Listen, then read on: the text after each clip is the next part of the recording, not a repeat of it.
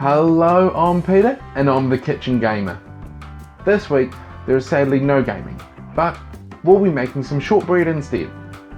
So, let's jump right into it. In a bowl, add 250 grams of softened butter and half a cup of icing sugar. Now, cream it all together. Using a sieve, add 1 cup of corn flour and 2 cups of flour. Mix everything together with a fork and then using your hands knead it all together into a soft ball. Now divide the soft ball into roughly 2 equal parts and roll them out.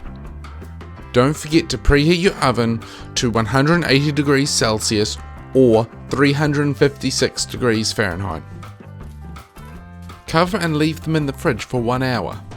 After the logs have been chilled, cut them into 1 cm discs and put them on a lined baking tray.